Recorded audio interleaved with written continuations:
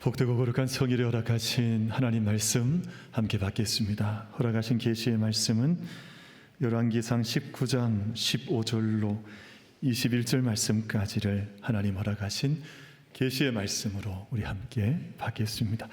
열왕기상 19장 15절로 21절 말씀, 신약성경 구약성경 549면 550면 어간 말씀이 기록되어져 있습니다.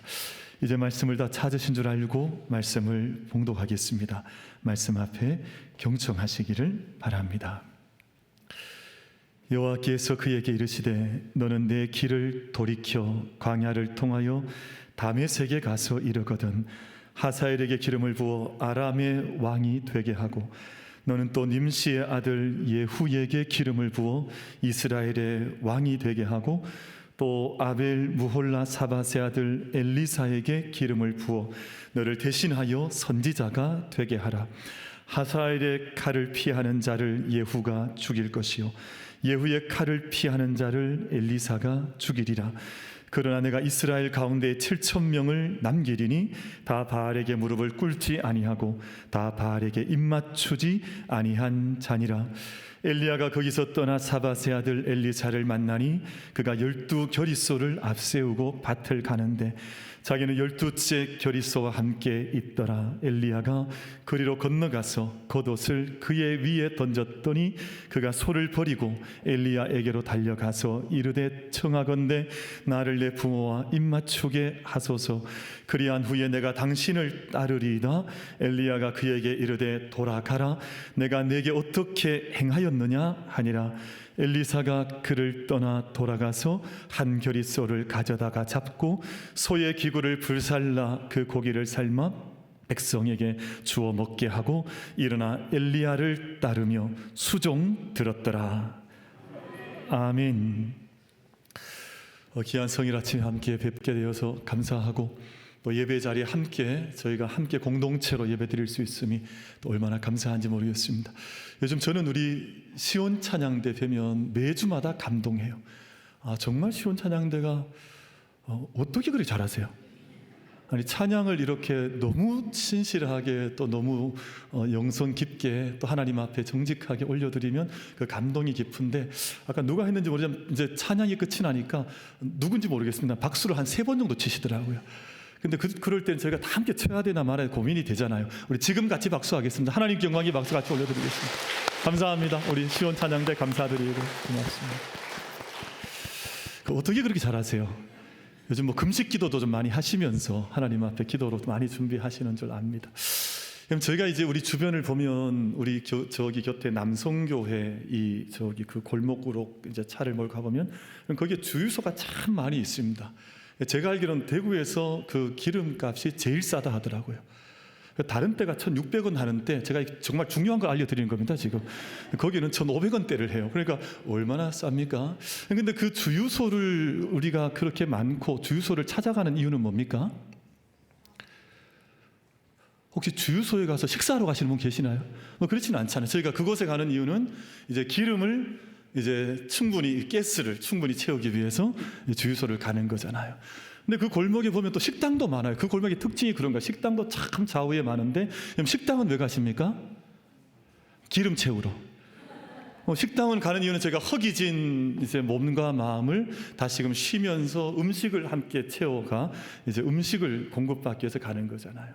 그럼 교회는 왜 오셨습니까? 기름 넣으러 오셨습니까? 아니면 식사하러 오셨습니까?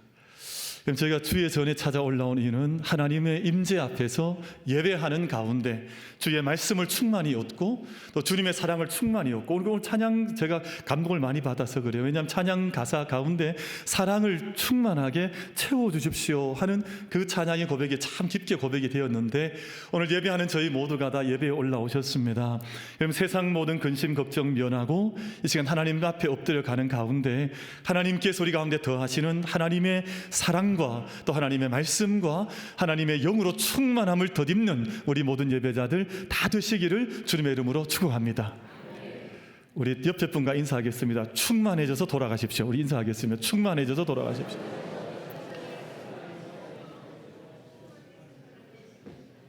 근데 사실은 그 충만한 것은 이제 교회를 향해서 발걸음을 내딛는 그 순간 결정이 돼요. 내가 오늘 가서 교회에 가서 무엇을 하느냐, 내가 예배 앞에 가서 무엇을 하느냐. 여러분, 우리 모두가 다 하나님 앞에 우리가 빈자의 마음으로, 가난한 자의 마음으로 하나님께서 우리를 더해 주시는, 충만케 하시는 은혜를 갈망할 때 하나님께서 우리 모든 영혼들 가운데 하나님의 기름 부으심으로, 우리 어노인팅이라 그러잖아요. 하나님의 기름 부으심으로 우리 모든 심령을 충만하게 더하여 주실 줄로 믿습니다. 우리 한국인들이 가장 사랑하는 시인 가운데 윤동주 시인이라고 하는, 윤동주 시인은 20대까지만 살다가 생명을 후쿠오카 감옥에서 생명을 다한 시인이지만 참 빛나는 그 삶을, 젊은 한때를 살면서 살아가면서 시를 남겼던 우리 한국인들이 가장 많이 사랑하는 시인 가운데 한 사람으로 꼽힙니다. 바람과 하늘과 바람과 별과 시라고 하는 유고집을 남겼는데, 근데 원래는 그 윤동주 시인께서 이 하늘과 바람과 별과 시라고 하는 이 시집을 이제 제목을 남길 때 병원이라고 하는 이름을 짓고 싶어 했다 그래요. 왜냐하면 자기가 살고 있는 이 세상을 가만히 봤더니 앓는 사람들, 또 고통받는 사람들이 세상에 너무 많은데 내 시가 이들에게 어떤 위로를 줄 수 있을까, 내 작은 시가 위로가 되면 좋겠다 하는 마음으로 병원이라고 하는 이제 제목을 짓고 싶었지만 그렇게 짓지는 못했다 그럽니다. 제가 지난 주중에 한 일간지를 보다가 이 시를 접했습니다. 이 시는 이제 그 유고집 안에 들어있는 작품인데 제목은 병원이라고 하는 시입니다. 근데 혹시 글자가 너무 작으시죠? 죄송합니다. 글자를 좀 크게 했었어야 되는데 제가 이제 그 시가, 그림 자체가 너무 예쁜 것 같아서 자 그대로 가져오다 보니까 글자가 좀 작아졌지만 제가 대신 시를 이제 읽어 드릴 테니까 그 한번 잘 이렇게 보시면서 이렇게 따라 오시면 좋겠습니다. 혹시 너무 안 보이시나요? 아이고야, 죄송합니다. 제가 할 말이 별로 없습니다. 어쨌든 제가 읽어 드릴 테니까 보겠습니다. 병원, 윤동주 시인입니다. 살구나무 그늘로 얼굴을 가리고 병원 뒷뜰에 누워 젊은 여자가 흰 옷 아래로 하얀 다리를 드러내놓고 일광욕을 한다. 한나절이 지나도록 기울도록 가슴을 앓는다는 여자를 찾아오느니 나비 한 마리도 없다. 슬프지도 않은 살구나무 가지에는 바람조차 없다. 나도 모를 아픔을 오래 참다 처음으로 이곳에 찾아왔다. 그러나 나의 늙은 의사는 젊은이의 병을 모른다. 나한테는 병이 없다고 한다. 이 지나친 시련, 이 지나친 피로 나는 속내서는 안 된다. 여자는 자리에서 일어나 옷깃을 여미고 화단에서 금자나 한 포기를 따 가슴에 꽂고 병실 안으로 사라진다. 나는 그 여자의 건강이, 아니 내 건강도 속히 회복되기를 바라며 그녀가 누웠던 자리에 누워 본다. 또 어떤 분들은 시를 읽고 나면 아멘 하는 분들도 계시더라고요. 그렇지는 않고 어쨌든 병원이라고 하는 시인데, 그럼 제가 이제 시를 읽었으니까 잠깐 이제 시상을 다시 한번 나누어 보면 이런 내용이죠. 병원 뒷뜰에 여인이 살구나무 그늘 밑에 이제 누워 있습니다. 하얀 다리 또 하얀 흰옷, 이 여인이 세상에서 소외된 상태라고 하는 것을 이제 암시하는데, 근데 온 한나절이 지나도록 아무도 이 병든 여인을 찾아오는 이가 없어서 심지어는 이 앓는 여인을 그 누구도 찾아오지 않는 이 시기가 있죠. 나비 한 마리도 그 여인 곁에 다가오지 않는, 바람조차 없는 여인이 홀로 던져져 있는 또 소외, 고통의 자리를 그렇게 1년에서 이제 그렇게 시작을 하고 있습니다. 이 연에서 화자가 이유를 알 수 없는 아픔을 앓고 있는 자기 자신의 이야기를 꺼내놓는데, 자기 자신도 병원 뒷뜰에 와서 이 여인이 앓고 있는 이 모습 보면서 자기를 바라보는데, 이 병원의 의사 선생님이 자기의 병을 모르는 거예요. 나는 내 마음이, 내 몸이 사실은 편치 않고 불편하고 힘들어 죽겠는데 이 병원 의사가 하는 말이 당신은 병이 없다고 진단을 내리니까 이 화자가 나는 정말 마음이 너무 답답해서 막 마음속에 끌어오르는 여러 가지 감정이 있지만 나는 화조차 낼 수 없는, 나는 화를 분노하지 않겠다고 하는 마음을 다스리는 것이 이제 2연에서 그렇게 끝을 맺고 있습니다. 이 3년에서 오면 여인이 일어나 옷깃을 여미고 화단에서 금잔화 한 폭이 가슴에 꽂고 병실 안으로 사라지는데 이제 이 화자가 기도를 하는 거예요. 저 여인이 회복되기를, 그리고 나도 회복되기를. 그리고 그 여인이 누워있던 자리에 살며시 그 자리에 누워보면서 그 여인이 가졌었던 고통이나 아픔이나 소외를 함께 참여하고자 하는 연민과 공감으로 이 마지막 시규가 결론을 그렇게 맺고 있습니다. 평소에 윤동주 시인과 함께 교우했던 사람들의 증언을 들어보면 이 병 많은 세상, 이 고통 많은 병원 같은 세상 가운데에서 내 시가 그 누군가에게 위로가 될 수 있을까요? 하는 질문을 친구들과 나눴다고 하는 그 증언이 기록에 남아져 있습니다. 윤동주 시인은 젊었지만 우리가 잘 아는 것처럼 그 서시 같은 곳에도 보면 참 많은 고민을 하거든요. 이게 그냥 20대, 요즘 20대 청년들이 얼마나 재기발랄합니까? 그럼 그렇게 좀 살았더라면 얼마나 좋았을까 하는 좀 안타까움도 마음에 올라오는데 윤 시인은 그렇게 살지 않았습니다. 젊은 시인이지만 자기 안에 있는 이 세상을 바라보면서 세상의 문제를 붙들고 고민하고 또 자기 안에 이 모든 것들을 기도의 제목으로 끌어올려서 나는 이 세상에서 어떻게 살아가야 할까 하는 진지한 기독교 신앙인의 고민을 가졌던 사람이 윤동주 시인인데, 제가 지난 주간에 이 시를, 이제 병원이라고 하는 시를, 저는 이 유고 시집은 가지고 있지만 이 병원이라고 하는 시를 이번 주에 처음 만나봤거든요. 이 시를 만나면서 제가 한 가지 질문이 생겨서 도대체 윤동주 시인의 이 기질은 어떤 기질일까? 그럼 저희도 다 기질이 있잖아요. 저희들도 이제 한 사람 한 사람이 다 저마다 기질을 가지고 있는데, 옛날엔 기질이 그렇게 복잡하지 않았습니다. 옛날에 뭐 물어봤냐면 혈액형 물어봤습니다. 당신 O형이냐? 그럼 성격 좋겠구나. 당신 AB형이냐? 좀 까탈하겠다. 이렇게 대부분 이제 사람을 판단 또는 이제 규정을 했었거든요. 그 다음에는 이제 담즙질, 우울질, 이런 얘기하면서 좀 이렇게 오다가 요즘은 이제 그 사람을 파악하려고 하면 주로 하는 이야기가 MBTI라고 하는 것을 물어봐요. 혹시 우리 성도님들은 MBTI가 어떻게 되세요? 제가 이제 지난 주간에 이게 궁금했어요. 그래서 제가 그 챗 GPT한테 물어봤습니다.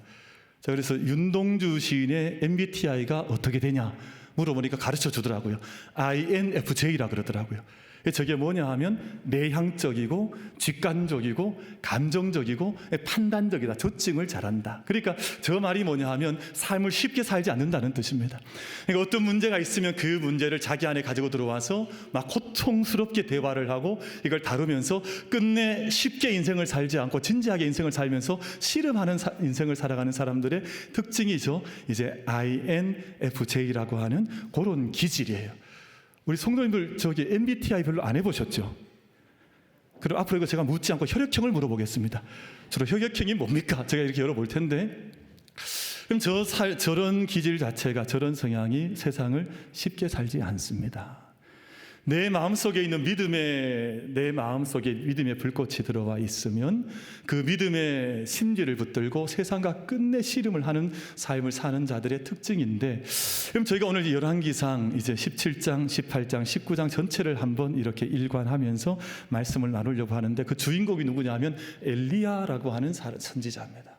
근데 엘리야 선지자도 어찌 보면 윤동주 시인과 많이 닮은 데가 있습니다. 그래서 제가 이제 주중에 말씀을 묵상하고 살피다가 두 분이 너무 닮은 것 같아서 이게 그냥 흡사한 것 같은 느낌이 들어서 제가 다시금 또 챗GPT한테 또 물어봤을까요? 안 물어봤을까요? 요즘 궁금한 게 있으면 GPT한테 물어보면 답을 잘하거든요. 그래서 제가 챗GPT한테 물어보니까 정말 재미있게도 제가 조금 전 알려드렸던 윤동주 시인의 MBTI와 엘리야의 MBTI가 똑같이 나오더라고요. 제가 참 신기하다. 여러분 왜 그러냐 하면 믿음에 진지한 사람들은 세상을 쉽게 살지 않거든요. 엘리야도 그랬습니다. 엘리야가 세상의 큰 문제 앞에 대면하고 섰을 때 이 문제를 쉽게 생각한 것이 아니라 내가 하나님 말씀을 정직하게 부름받았으면 여기에 정말 100% 응답하기 위해서 온 씨름을 하고 그냥 이 말씀 앞에 무릎을 꿇고 하나님 말씀과 씨름하는 삶을 살았지, 말씀 듣는 것 따로 자기 삶 따로 그렇게 살질 않았습니다. 하나님께서 소명을 주시면 이 소명을 붙들고 내가 정말 서시에서 나오는 것처럼 작은 바람에도 내가 흔들릴까봐 내가 그렇게 씨름하며 살았지, 쉽게 믿음의 삶을 살지 않았습니다. 내게 말씀이 다가오면 내가 이 말씀을 온전히 이루기 위해서 열심히 내 온몸을 던져 넣어서 불태우듯 살았지, 대충 뜨문뜨문 그렇게 인생을 살지 않았습니다. 그러니까 두 분의 MBTI가 같이 나온 거예요. 그 MBTI가 아까 말씀드린 것처럼 INFJ라는 거예요. 이런 말씀 처음 들어보셨죠? INFJ. 제가 눈빛을 보니까 모르시는 것 같기도 하고, 한번 옆에 분에게 물어보세요. MBTI 해보셨습니까? 물어보세요. 근데 우리가 한번 해보는 게 좋아요. 한번 해보는 게 좋은데, 저도 한번 해봤습니다. 예전에 해봤더니 우리 오미경 전사님이 이게 전문가거든요. 우리 교회는 전문가들이 많습니다. 저기 우리 안경순 권사님도 이게 전문가이고, 또 우리 이윤주 우리 A 권사님도 뭐 이게 전문가들이잖아요. 한번 우리 교회가 단체로 한번 해볼 필요가 있는데, 우리 그 오미경 전사님이 저를 MBTI 하고 나서 뭐라 그러냐면, 목사님 복잡해서 뭔지 모르겠으면 이러더라고요. 막 기질 자체가 하도 오묘해가지고 뭐 때로는 심각했다가 때로는 즐거워했다가 이게 좀 복잡한 MBTI라 그러더라고요. 근데 저희가 어떤 기질의 문제를 이야기를 할 때 타고난 어머니로부터 인본, 원래 타고난 기질이 있긴 합니다만, 그러나 믿음의 삶을 살아가다 보면 이 기질이 바뀌는 경우들이 있습니다. 때로는 너무너무 진지해지기도 하고, 때로는 이 행복함과 그리고 믿음으로 담대하게 나아갈 때도 있고, 뭐 진지할 때도 있고, 때로는 감정적으로 대응할 때도 있고, 여러 가지 것들이 나타나는 경우들이 참 많이 있는 것 같습니다. 근데 문제는 우리가 함께 살펴보고자 하는 것이 뭐냐 하면, 오늘 제가 윤동주 시인을 소개했습니다만 정말 진지했거든요. 그리고 27세에 자기 목숨을 이 세상 가운데 후쿠오카 감옥에서 자기 목숨을 이제 잃어버리는 삶을 살았습니다. 근데 그 사는 동안 한순간 진지하게 살았고, 근데 오늘 엘리야도 마찬가지거든요. 하나님께 부름받았을 때 담대하게 나섰습니다. 처음에는 얼마나 담대하게 인생을 나섰는지 몰라요? 세상 앞에 직면했습니다. 나라 문제를 붙들었습니다. 민족의 문제를 붙들고 실험했습니다. 그러니까 여러분, 열왕기상 17장 1절과 2절 말씀을 보면 처음 이제 엘리야 선지자가 하나님께 부름받아서 이제 저들 민족 문제 앞에 서게 되는데, 그때 얼마나 담대했는지 몰라요. 이게 정말 담대한, 이게 아주 직설적인 마음에 정말 큰 뜻을 품었고 나면 뒤로 물러서는 법이 없는 그런 삶을 살았습니다. 아합 앞에 섰는데 아합에게 그냥 하나님 말씀을 쏟아내듯 이야기를 했습니다. 여러분, 저 말씀을 같이 한번 보실까요? 17장 1절 말씀 보시면, 길르앗에 우거하는 자 중에 디셉 사람 엘리야가 아합에게 말하되, 내가 섬기는 이스라엘 하나님 여호와께서 살아계심을 두고 맹세하노니 내 말이 없으면 수년 동안 비도 이슬도 있지 아니하리라 하니라. 그럼 저는 이 말씀을 평면적으로 읽으면 무슨 말 한마디를 했는가 보다 이렇게 생각할지 모르지만, 제가 한번 쉽게 여쭤볼까요? 그럼 지금 누가 이재명 대통령 앞에 서서 함부로 말을 할 수 있습니까? 그럼 대통령 앞에 서서 이 나라가, 우리 대한민국이 이대로 가면 멀지 않아 멸망합니다, 이 나라에 비도 오지 않습니다, 이슬한 망을 내리지 않습니다, 이런 말을, 저주스러운 말을 왕 앞에 서서, 대통령 앞에서 누가 할 수 있습니까? 여러분, 대통령들이 앞에 서면 그 앞에 말 한마디 하지 못하는 것이 이 땅의 사람들의 작은 모습이 이제 연약해지는 모습인데, 지금 엘리야 선지자는 아합 왕 앞에서, 그 당시에 가장 악한 왕이었었거든요. 근데 그 왕 앞에 서서 이 나라가 이대로 가면, 우상 섬기고 나아가면 이 땅에 비 한 방울 내리지 않습니다, 이 나라는 망할 수밖에 없습니다, 이 이야기를 왕 앞에서 막 선포하듯 던져버렸으니까 이 엘리야 선지자의 기질이 얼마나 담대하고 직설적인 그러한 성격을 가지고 있지 않습니까? 그 다음 장 18장 말씀 보시면, 여러분 저희가 다 알고 있는 말씀이지만 갈멜산 사건이 나오거든요. 갈멜산 사건이 얼마나 큰 사건입니까? 여기서 바알 선지자, 아세라 선지자 850대 1로 이제 맞짱을 뜨는 거거든요. 여러분, 혹시나 우리 성도님들 가운데 850대 1로 내가 한번 싸워볼 수 있겠다, 한번 손 한번 들어보십시오. 제가 갑옷 하나 사드릴게요. 아니 뭐라도 해드릴게요. 왜냐하면 850대, 말이 850대이지 85명과 어떻게 싸우겠어요? 8명과 싸울 수 있겠습니까? 여러분, 우리 둘러서 있는 세상 가운데 우리가 어떻게 나가서 믿음의 선포를 하고, 나는 당신같이 나는 당신들처럼 우상 섬기지 않습니다, 나는 하나님 섬기면서 하나님의 불꽃 아래 나는 살아가겠습니다, 이 믿음의 선포를 하면서 믿지 않는 사람들과 함께, 그 어둠의 권세와 함께 싸워 나갈 수 있는 사람이 누가 있겠습니까? 근데 엘리야는 그런 삶을 살았던 사람이에요. 그러니까 민족 앞에서, 모든 사람들 앞에 왜 너희가 머뭇머뭇거리느냐, 하나님 선택하든지 아니면 이 세상을 선택하든지, 그 옛날 여호수아가 선포했던 그 메시지를 그대로 받아서 머뭇거리는 이스라엘 백성들을 꾸짖었던 선지자였습니다.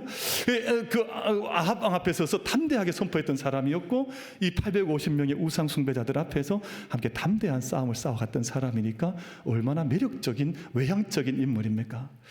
그런데 오늘 저희가 읽으셨던 이제 열왕기상 19장으로 넘어오면 참 놀랍게도 그런 모습이 오간데 없어져 버리고, 이제는 도망자가 되어져서 브엘세바 한 광야 가운데 숨어들어서 그 한 나무 밑에 숨어들어가 하나님 앞에 자기를 막 고통스럽게 쏟아내면서 하나님 지금 당장 저는 이 땅에 살 소망이 없으니 저를 죽여주십시오 하는 이런 고백을 엘리야 선지자가 내어놓거든요. 여러분 19장 말씀을 좀 보시면 19장 3절과 4절 말씀을 제가 읽어보겠습니다. 그가 이 형편을 보고 일어나 자기의 생명을 위해 도망하여 유다에 속한 브엘세바에 이르러 자기의 상한을 그곳에 머물게 하고 자기 자신은 광야로 들어가 하룻길쯤 가서 한 로뎀 나무 아래에 앉아서 자기가 죽기를 원하여 이르되 여호와여 넉넉하오니 지금 내 생명을 거두시옵소서. 나는 내 조상들보다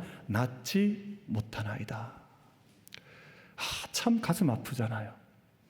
왜냐하면 그렇게 외향적이었고 또 그렇게 아합 왕 앞에서 큰 소리를 쳤고 또 믿음으로 막 이렇게 싸우는 것 같았던 그런 사람이 심지어는 갈멜산 위에서 850대 1로 하나님의 불을 받았던, 여러분 엘리야에게 불이 임했거든요. 엘리야의 불이 임해서 그의 모든 제단도 태워버리고 모든 재물도 태워버리고 심지어는 돌과 모든 쌓아놨던 제단까지 다 태워버리고 물 한 방울 남김없이 다 태워놨던 그 불을 경험했던 사람인데 지금은 그 모습 오간데 없어져 버리고 지금은 한 나무 밑에 앉아서 하나님 저는 이제 족합니다. 저를 죽여주십시오. 저는 목숨을 걷어가 주십시오 하고 탄식하고 있으니까 그 생명이 얼마나 안타깝냐 하는 것입니다.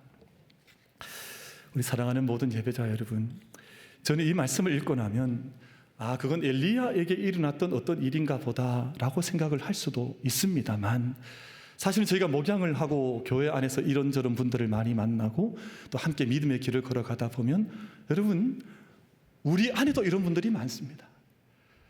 한때는 정말 하나님의 불을 받아서 불같은 종이었었고 하나님 섬기는 일에 있어서는 열정이 가득했었고 주의 전을 사모하는 마음으로 하나님 섬기는 것, 예배 드리는 것, 주님의 일을 위해서 몸을 바치는 것, 그리고 하나님 믿음으로 살고자 하는 열정이 충만했던 시절이 있었는데 어느 한때 시간이 지나고 보니까 이제는 오늘 이 말씀과 같이 이제는 한 로뎀나무 아래에 주저앉아서 하나님 저는 이젠 족합니다. 제 생명을 걷어가 주십시오 하는 안타까운 마음으로 자기의 생명에 대한 불꽃을 꺼뜨려버리고 있는 사람들도 얼마나 주변 가운데, 우리 주변 가운데 이리저리 경험이 되는지 모릅니다. 믿음의 고백 다 없어져 버리고 또 믿음의 용기도 이제는 좀 사그라져 버리고 세상길 걸어오다가 지치고 험악하니까 이제는 삶을 이제는 그 신앙의 뜨거움보다는 그냥 세상이 흘러가는 대로, 그냥 시간이 흘러가는 대로 그렇게 살고자 하는 그런 모습들이 우리의 삶의 모습들과 함께 나타나게 되는 것을 보면 마음속에 하나님, 아버지 하나님 이 일을 어찌 하시겠습니까? 하는 기도의 제목이 저들 가운데에서 흘러나올 때가 있습니다. 저는 그런 모습들 묵상하고 말씀과 씨름하면서 한 가지 깨닫는 것이, 여러분 사람이면 누구든지 그럴 수 있습니다. 저희 중에 누구라도 장담할 수가 없고, 예를 들자면 저도 오늘 이렇게 설교를 막 힘있게 하다가도 어느 한순간 세상에 풍파를 닥치고 나면 로뎀나무 아래 찾아가서 하나님 저한테 왜 이러십니까? 하나님 저는 이만큼 하면 족하니까 하나님 뜻대로 해주십시오 하고 그렇게 하나님께 의지할지도 모르겠습니다. 아마 근데 엘리야가 어느 지점에서 그런 경험을 했던 것 같아요. 그리고 이 과정 가운데에서 특별히 갈멜산 사건 이후에 한 사건이 벌어지는데 이게 아주 결정적인 사건이었습니다. 여러분 그 아합 왕의 아내 있잖아요. 그 아내 이름이 뭐죠? 그 어떻게 아셨습니까? 그 이세벨이라고 하는 이씨입니다. 이씨. 그 이세벨이 뭐라 그러냐 하면 가만두지 않겠다는 거. 내가 이 엘리야를 그냥 가만두지 않겠다. 요즘 우리말로 좀 거칠게 표현하면 내가 내일 아침까지 아작을 내지 않으면 내가 막 성을 갈겠다. 막 이게 이를 갈고 선포를 해버렸는데 이걸 엘리야 귀에 들어오게 된 겁니다. 저는 이 장면을 보면서 정말 깊게 깨닫는 것이 있습니다. 역시 여자들은 무서운 사람들이다. 아니 말 한마디가 얼마나 강력했는지 이 세빌이라고 하는 여자 한마디가 이 컸던 이 엘리야 선지자의 마음을 완전히 무너뜨려 버렸으니까 이 여성의 한마디가 얼마나 강력하냔 말이에요. 우리 만민교회 우리 권사님들 집사님들은 생명의 말씀을 늘 내어놓으시기를 주님의 이름으로 축복합니다. 아마 이런 말을 저도 들으면 제가 더 이상 못 살 것 같아요. 막 내일이 막 가만두지 않겠다는 어떻게 살겠어요. 그렇게 해서 엘리야 선지자가 자기 모든 힘 다 잃어버리고 육체의 허기, 영적인 허기에 압도가 되어져서 브엘세바 광야 깊은 곳으로 들어가서 지금 로뎀나무 앞에 쓰러져 있는데, 여기서부터 오늘 우리에게 주신 하나님 말씀이 임하는 자리가 바로 이 지점인데요. 여기 하나님께서 누구를 보내시냐 하면 하나님께서 천사를 보내세요. 그래서 그 쓰러져 있는, 이제는 먹고 뭐 더 이상 일어날 힘도 없는 엘리야 선지자를 위해서 떡과 또 물을 준비해 주시면서 천사가 나타나서 거듭 엘리야 선지자를 어루만지시는 장면이 오늘 19장 말씀 속에 기록이 되어지는데, 여러분 참 아름답고 귀한 말씀인지라 여러분 이 말씀을 좀 같이 받으시면 좋을 것 같습니다. 우리 19장 5절에서 7절 말씀까지를 우리 같이 한번 받으셔서 이 말씀을 합독해서 하나님께서 이 엘리야 선지자에게 어떻게 다가오셔서 어떻게 다루시는지 우리 속절 말씀을 같이 한번 합독해서 같이 받아보겠습니다. 같이 읽습니다. 시작. 로뎀나무 아래에 누워 자더니 천사가 그를 어루만지며 그에게 이르되 일어나서 먹으라 하는지라. 본즉 머리맡에 숯불에 구운 떡과 한 병 물이 있더라. 이에 먹고 마시고 다시 누웠더니 여호와의 천사가 또 다시 와서 어루만지며 이르되 일어나 먹으라. 내가 갈 길을 다 가지 못할까 하노라 하는지라. 아멘. 마르크 샤갈의 작품 가운데 1958년에 엘리야를 깨우는 천사라고 하는 작품인데요. 여러분 작품이 엘리야를 깨우는 천사의 작품은 여러 작가, 여러 화가들이 많은 작품을 남겼습니다. 왜냐하면 우리 인생 가운데 주시는 메시지가 너무 특별하기 때문에 하나님께서 천사를 보내셔서 네가 가야 할 길을 다 가지 못할까 내가 걱정하노라. 네가 이 떡을 먹고 이 물을 마시고 네가 가야 할 길을 다시 가야 되지 않겠느냐. 하나님께서 어루만지시면서 다시금 또다시 거듭 힘을 주셨던 자리가 바로 저 로뎀나무 아래의 자리였었거든요. 우리 사랑하는 모든 성도 여러분, 우리 모든 예배자 여러분, 우리 모두가 다 하나님께서 우리 삶을 어루만져 주시고 우리 가운데 생명의 양식을 주시고 우리 가운데 네가 그 길을 다 가지 못할까 내가 염려하노라. 우리 가운데 그 음성 들려주시면서 위로해 주시고 우리 손을 잡아 이렇게 세워주시는 그 은총을 다 함께 경험할 수 있는 우리 모든 만민 가족들 다 되시기를 주님의 이름으로 축복합니다. 그럼 저는 어릴 때 저희 할머니 또 저희 어머니가 제가 너무 어릴 때 이상하게 병치레를 많이 하잖아요. 여러분 저는 막 이렇게 건강하게 좀 이렇게 보이니까 어떤 분들은 저는 하나도 안 아프다고 생각을 하시는 분들이 있어요. 그럼 저도 무릎이 아파요. 저도 허리가 아플 때가 있습니다. 근데 어릴 때 이렇게 병치레를 하면 저희 할머니가 이렇게 어루만져 주셨죠. 우리 배를 만져 주시면서 아이고야 어쩌냐 하시면서 아이 내 손은 약손이다 네 배는 똥배다 하면서 이렇게 만져주고 근데 희한하게 나았어요. 희한하게 낫고 그리고 이제 일어나면 다시금 먹거리 챙겨주시고 오늘 천사가 거듭 엘리야 선지자를 어루만져 주신 것처럼 여러분 누구든지 우리는 세상에 다 기가 센 사람이다 뭐 기질이 어떻다 할 것 없이 하나님의 어루만지심을 누려야만 우리 생명을 온전히 살아갈 수 있는 사람들인데 오늘 이 시간 예배를 통해서 하나님께서 우리 심령도 어루만져 주시고 우리 온 삶을 어루만져 주시고 소성케 하시는 그 은혜를 함께 경험할 수 있는 우리 모든 예배자들 다 되시기를 주님의 이름으로 축복합니다. 우리 자유에 계신 분 이렇게 손 한번 이렇게 어루만져 주세요. 옆에 계신 분에게 하나님께서 만져주신다 하는 마음으로 아이고야 고생했대 한번 이렇게 아이고야 고생했대. 저는 이렇게 어루만져 주는 게 참 귀하다 생각을 해요. 요즘 우리 초등학생들 우리 교회학교 아이들도 이렇게 어루만져 주면 얼마나 이렇게 요즘은 어두운 세상인지라 사실은 막 그것도 문제를 삼고 하는 경우도 많긴 하지만 제가 오늘 우리 최은 집사님 우리 아린이를 제가 첫째 딸이 아린인데 제가 일부 여행 마치고 나가다 보면 마주쳤습니다. 계단에 있는데 보니까 제가 밑에서 올라가는데 위에 서 있어요. 근데 보니까 이제 저를 반기는 얼굴이에요. 그래서 제가 이렇게 안아줬습니다. 제가 안고 복도를 좀 걸었더니 얼마나 좋아하는지 몰라요. 그래서 제가 어쨌든 참 사람이 만나서 서로를 귀하게 격려하는 것이 얼마나 소중하냐. 여러분 우리 만민교회는 만민공동체는 영적인 성령 하나님의 어루만지심 안에서 모든 생명이 소성되어지는 그 은혜를 매일같이 누려나가는 은총이 충만하게 임하기를 주님의 이름으로 축복합니다. 두 번째 우리가 한 가지 묵상하고 싶은 것이 뭐냐 하면 엘리야의 심정을 좀 살펴볼 필요가 있습니다. 그럼 엘리야는 대단히 외향적인 인물이었었는데요. 850대 1로 싸웠습니다. 제가 거듭 말씀드리지만 아합 왕과 함께 정면 대응을 해서 내가 이 나라 이대로 가면 망합니다. 이걸 대통령 앞에서 왕 앞에서 선포했던 사람이거든요. 근데 어느 날 열심히 달려갔습니다. 열심히 달려갔는데 뒤를 돌아보니까 아무도 따라오지 않는 거예요. 그럼 이때 사람이 절망이 오거든요. 내가 믿음의 길을 열심히 걸어가다 보면 내 곁에 함께 손잡고 믿음의 길을 걸어가는 사람이 곁에 있는 것처럼 보여지면 내가 지금도 바른 길을 가고 있구나, 이게 확신이 올 텐데, 내가 믿음의 길을 열심히 달려갔는데 봤더니 뒤돌아보니까 뒤에 아무도 없는 것처럼 보인 거예요. 그러니까 850대 1로 싸우고 나서 내려오는데 들려온 것은 아까 이세벨의 이 소리만 들려오니까 나는 이제는 어찌 살아갈까, 이게 절망이 확 찾아오면서 그 순간 절망의 나락으로 영적인 공고함의 자리로 떨어져 버리게 되어졌는데, 그럼 저희가 읽으셨던 오늘 열왕기상 19장 10절 14절 말씀 보면 거듭 엘리야의 인식을 우리가 볼 수 있는데, 자기 자신밖에 없다고 하는 그런 홀로 된 의식을 많이 가진 거예요. 10절과 14절 두 절 반복되는 말씀이지만, 자 10절 말씀만 좀 말씀을 봉독을 해보면 이렇습니다. 그가 대답하되 내가 만군의 하나님 여호와께 열심히 유별하오니.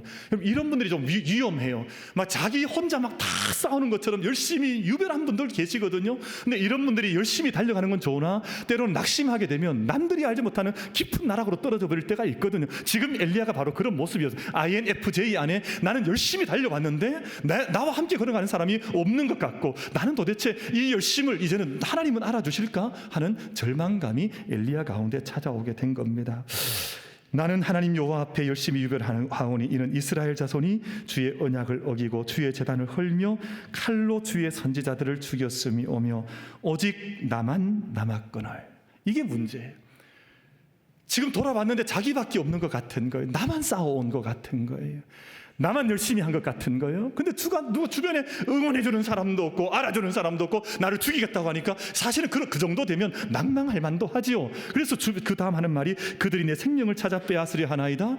이제는 그렇게 하나님께 열심히였는데 이제 나를 도와주는 사람 하나 없는 채 내 생명을 빼앗길 처지에 되어 있으니 그 브엘세바로 도망자 신세가 되어져서 지금 그 나무 밑에 쓰러져 넘어져 앉아 있는 겁니다. 근데 참 감사한 것은 하나님께서 엘리야를 찾아와 주셨습니다. 하나님께서 엘리야 곁을 지나시면서 무엇을 지금 나타내시냐 하면, 엘리야야 한번 봐라. 하나님께서 엘리야 가운데 찾아오셔서 이제 여러 가지 사건을 나타내시는데, 큰 산을 널려버릴 만한 바람이 꽉 지나가게 하십니다. 근데 그 가운데 하나님의 임재를 느끼지 못했습니다. 두 번째, 지진이 꽉 찾아와서 온 지축을 흔들어 놓습니다. 온 세상이 흔들렸습니다. 막 토대 자체가 쉐이킹 파운데이션처럼 모든 것이 흔들렸는데 그 가운데에서도 엘리야는 하나님의 임재를 느끼질 못했습니다. 근데 그 다음에 불이 나타나서 온 세상을 삼킬 만한 불이 나타났는데 거기서도 엘리야는 하나님의 임재함에 대한 체험을 하지 못했습니다. 근데 그 모든 것이 지나고 바람이 지나고 지진이 지나고 불이 지났는데 하나님의 세미하신 음성이 들려왔습니다. 그때 엘리야가 하나님의 임재하심을 느꼈습니다. 그럼 지금 가만히 보면 엘리야는 외향적인 삶을 지향하다 보니까 더 큰 것을 많이 생각을 했었습니다. 싸워도 그냥 싸우지 않고 850대 1로 싸웠습니다. 웬만한 사람 마주한 것이 아니라 아합 왕 앞에 서서 아합 왕을 대적할 만큼 큰 사람이었습니다. 그러니까 모든 삶이 늘 크고 막 웅장하고 화려하다 보니까 이 모든 것 속에서 하나님의 임재하심에 대한 공공함을 느끼게 되었을 때는 여지없이 무너져 내리고 말았습니다. 우리 사랑하는 우리 만민의 모든 예배자 여러분, 우리 사랑하는 만민 예배자들께서, 우리 가족들께서 하나님의 임재하심 앞에 서게 될 때 세상에 늘 거룩한 예루살렘성 거대한 것만 아니라, 또는 이 세상에 이루어지는 기적 같은 일뿐만 아니라 우리 가운데 매일의 삶 가운데 찾아오셔서 세밀하게 말씀하시고 세미하게 내게 말씀을 건네시면서 임재하시는 살아계신 하나님, 찾아오신 하나님 말씀을 건네시면서 내게 소명을 주신 하나님 앞에서 우리 믿음의 삶을 다시금 세워나갈 수 있는 은혜가 우리 모두에게 임하시기를 주님의 이름으로 축복합니다. 그럼 저희가 다 그런 것 같습니다. 우리가 늘 큰 것, 외향적인 것, 화려한 것, 거룩하게 보이는 것만 찾아가다 보면 내 가운데 잠잠한 이른 시간에, 이른 새벽에 또는 밤늦은 시간에 하루의 일상 가운데 찾아오시는 하나님의 그 다가오심을 잊어버리고 살아가는 경우들이 우리 가운데 왕왕 늘 자주 있을 수밖에 없는 것 제가 알게 되는데, 오늘 하나님께서 엘리야에게 다시 사명의 자리, 마지막 자리를 주시는데, 여러분 어떤 자리냐 하면 지금까지와는 결이 다른 자리였습니다. 근데 이상하게 세 사람에게 가서 기름을 부으라는 겁니다.